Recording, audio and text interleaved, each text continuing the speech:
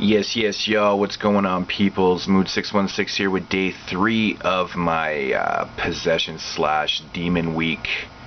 Yeah, just brought to you by yours truly. Yeah. So for day 3, popped this one in this morning, watched it. I find it's a little underrated. I actually don't find a lot of people ever talk about this one a lot. Obviously part 1 is a classic. People talk about part 3, but I never really see part 2 ever mentioned a whole lot, but I'm not entirely sure why. I mean, it's not the greatest film in the world, but it's definitely not the worst one in the world.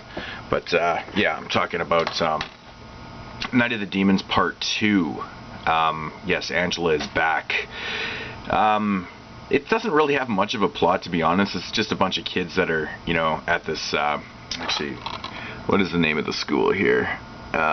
St. Rita's High School, where actually Angela's sister, Melissa, aka Mouse, is attending because of this movie takes place about 6 years after the original one, and what the beginning storyline is in the film is that Melissa's parents receive a note from Angela, and it's actually signed by her and whatnot, and they're so distraught by it that they actually kill themselves and leave her an orphan. So she ends up at the school.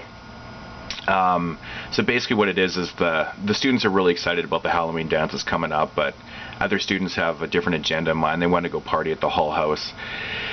And yeah, basically kind of unleashes Angela, and the shit ensues.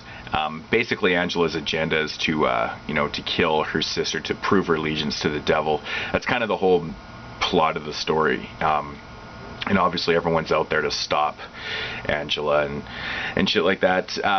It's a simple story. It was shot, this movie came out in 1994, so and it doesn't really have that real typical mid-90s feel to it like Witchboard 3 that I talked about yesterday did. It feels a little older. It almost feels like kind of like the late 80s a little bit.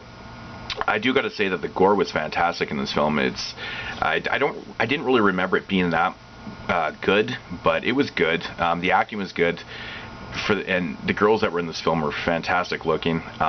Like I said, though, the gore was a really big surprise. Actually, it was a lot gorier than you think this type of film would be for a sequel. But yeah, it actually has what's her face in it. I always forget her name. I don't even know if it even says her name on here. Anyways, I can't think of what her name is right now, but she's married to Ben Stiller. Ben Stiller's present wife is in this. Really, she's young. She's, I think, in her early 20s or whatnot. But yeah, the cast was decent looking, and it's got a simple storyline. It's a decent possession movie. It's got some decent kills, but yeah, it is what it is. Night of the Demons Part 2 for day 3 of my possession slash demon week. Hope you enjoyed this video.